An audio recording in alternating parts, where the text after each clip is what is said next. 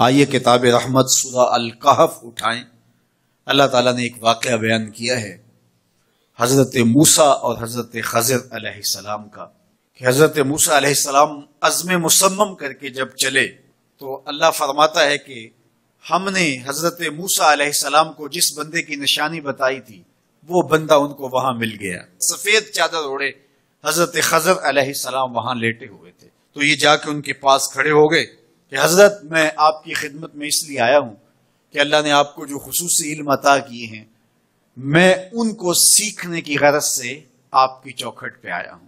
کہا تم میرے ساتھ صبر نہیں کر پاؤ گے، معاملے مشکل ہیں، سفر دشوار ہے، منزل کٹھن ہے، اور میرے معاملات ایسے ہیں کہ تم اعتراض کرو گے اس کے بغیر تم رہ نہیں سکتے۔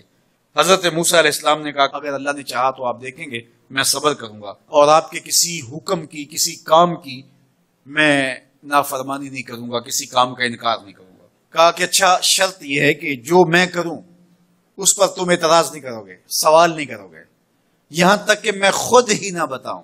تو کہا کہ یہ شرط ٹھہری، میں کوئی بات نہیں کروں گا۔ فانطلقا، دونوں چل پڑے، دریا کے پار جانا تھا۔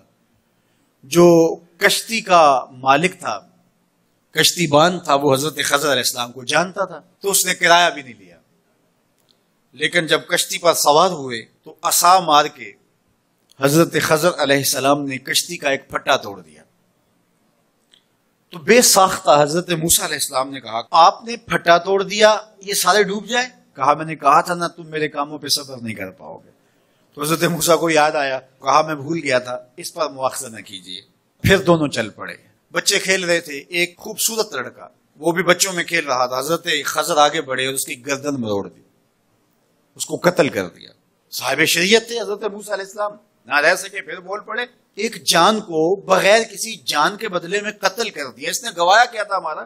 آپ نے بہت ہی جو ہے وہ غلط کام کیا، یہ کام اچھا نہیں کیا آپ نے۔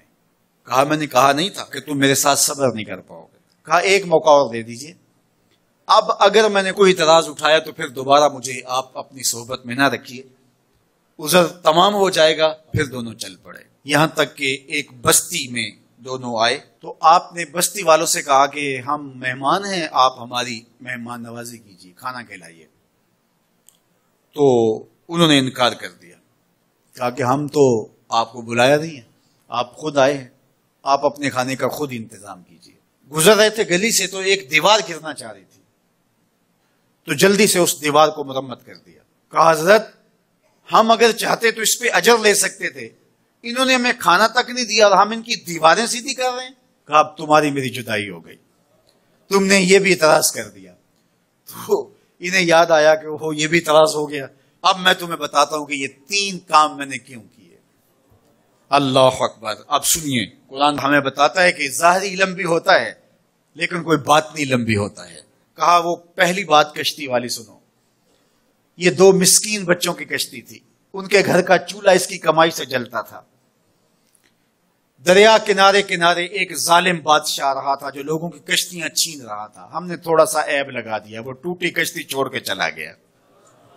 اب وہ تھوڑے سے پیسے لگا کے کشتی مرمت کرا لیں گے، گھر کا چولہا جلتا رہے گا، بتاؤ اچھا کیا یا برا کیا؟ کہا رہی بات اس بچے کی جس کو ہم نے قتل کیا، اس کے ماں باپ مومن تھے، نیک تھے، صالح تھے، بچے نے بڑا ہو کے بہت برا ہونا تھا، ہم نے اس کو قتل کر دیا، اللہ اس کے بدلے ان کو بہتر اولاد دے گا۔ علماء تفسیر نے لکھا ہے اس بچے کے بدلے میں اللہ نے ان والدین کو ایک بیٹی عطا کی جس کی نسل سے 70 نبی پیدا ہوئے۔ دیوار کی کہانی بھی سن لیجئے، یہ شہر کے 2 یتیم بچوں کی دیوار تھی اور اس کے نیچے ان کا خزانہ تھا اور ان کا باپ بڑا نیک تھا۔ خزانہ دیوار کے نیچے ہے، دیوار گرنا چاہ رہی ہے، کسی معمولی دھکے سے گر جاتی۔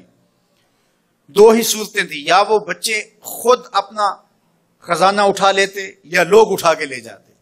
لوگ اٹھا کے لے جاتے پھر بھی ہاتھ میں کچھ نہ آیا، اور اگر وہ خود اٹھا لیتے تو بچے ہیں، بچپنے کی وجہ سے وہ اس کو اڑا دیتے۔ تو ہم نے اس کے اوپر دیوار کھڑی کر دی، جب تک وہ اس قابل نہیں ہو جاتے کہ یہ خزانہ نکال کے اس کو صحیح مصرف پہ لگا سکیں، اتنی دیر تک دیوار گرے گی نہیں۔ اللہ اکبر۔ وہ کسی وجہ سے دیوار قائم رہے گی، اور جب وہ اس عمر کو پہنچ جائیں گے جس عمر میں وہ اس خزانے کو سنبھال سکیں گے تو پھر دیوار خود بخود گر جائے گی اور یہ خزانہ نکال کر کے اپنے کام پہ لے آئیں گے۔